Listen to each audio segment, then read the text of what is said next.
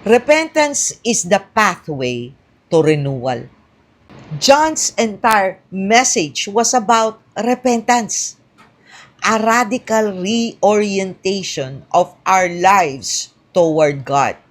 If we feel spiritually stagnant, mga classmates, the answer isn't a new program. It's a renewal heart of repentance. It's about turning away from what distracts us and turning back to God.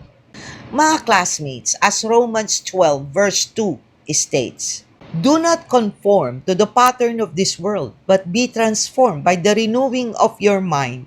Then you will be able to test and approve what God's will is, His good, pleasing, and perfect will." Romans 12 verse 2 NIV version. Mga classmates, when you don't even admit you did something wrong, or worse, you don't even know you did wrong, let alone admit them, then you are truly living in a proud, godless world, because no matter how bad you are, we are all created with conscience and moral code. We, mga classmates, are after all created in God's image.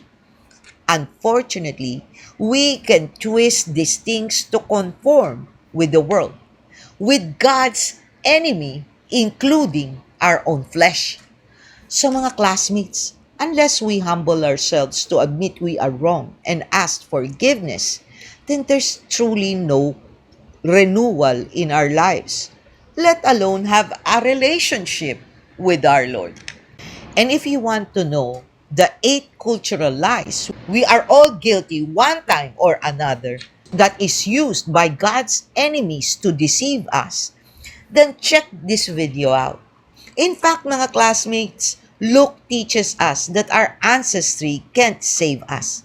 As Luke 3 verse 8 reiterates that saying, Abraham is our father, meant nothing to John. Being born into a Christian family doesn't make you a Christian. You need your own faith, your own repentance, your own fruit